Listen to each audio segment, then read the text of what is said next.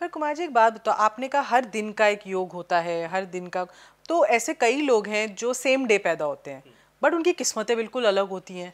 देखो, योग मैं फिर बताता हूं कि योग हर दिन में, आज अगर इस भारत में कोई भी बच्चा पैदा होगा ना, तो वो योग सेम होगा।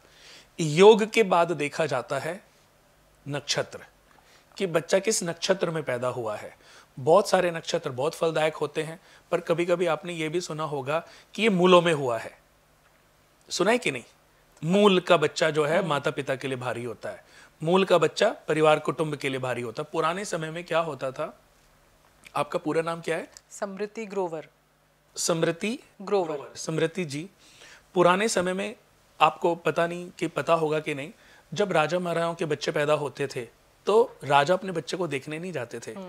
राजा अपने बच्चे का टेवा बनवाते थे। टेवा बनवा के कुल पुरोहित को बुलाया जाता था और उससे उसके बारे में समझते थे। तब कुल पुरोहित बताते थे कि आप ये जो बच्चा है, ये स्टार्स तो बहुत अच्छे हैं, कुंडली तो बहुत अच्छी है, लेकिन ये मूलों में पैदा हुआ है, तो इसके जब तक मूल शांत ना हो आप उस बच्चे की शक्ल ना देखें, आप उसको ना देखें, नहीं तो वो आपके लिए भी अनर्थकारी साबित होगा और इस राज्य के लिए भी कल को कोई बड़ी विपत्ति आ सकती है। इसलिए इसको जब तक इसके मूल शांत हो, इसको ननिहाल भेज दिया जाए।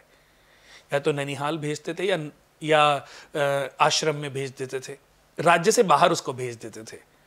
और जब वो मूल उतरते थे, यानी कि आज जो नक्षत्र है, जैसे रेवती, अश्लेषा, ये जो नक्षत्र हैं ये बुध के नक्षत्र हैं। केतु के अश्वनी, मघा और जो मूल है वो केतु का नक्षत्र है। तो इन बच्चों में जो बच्चे पैदा होते हैं वो मूलों में काउंट होते हैं, तो ऐसे बच्चों के लिए कहा जाता था। तो आज जो नक्षत्र है, आज अगर रेवती नक्षत्र है तो ठीक 27वें दिन वो दोबारा आएगा, क्योंकि 27 ही टोटल नक्षत्र हैं।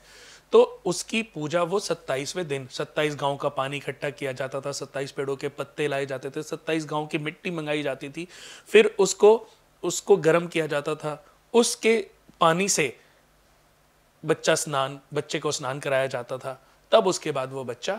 और एक और चीज मैं बता दूं कि अगर पिता 27 दिन तक अपने बच्चे की शक्ल ना देखे तो भी वो दोष खत्म हो जाता था, लेकिन आज के समय में तो ऐसा हो नहीं रहा है। ट्रू, आज के समय पता ही भी नहीं होता शायद लोगों को। जो जन्म है स्मृति जी, वो जो जन्म जितने भी बच्चे ले रहे हैं, देखो अच्छे योग में तो पैदा हो गए, पर प्रारब्ध सबके अलग अलग हैं। सब ने अपने जीवन में कुछ पाप कर्म भी किए होंगे, कुछ पुण्य कर्म भी किए होंगे। अच्छे घर में पैदा होना, छोटे घर में, बड़े घर में, राजा के घर में, भिखारी के घर में, ये सब प्रारब्ध है, अपने कर्मों का फल है। एक जैसी कुंडली तो लेके पैदा हो गए, अच्छे योग तो लेके पैदा हो गए, लेकिन प्रारब्ध अभी जुड़े हुए हैं।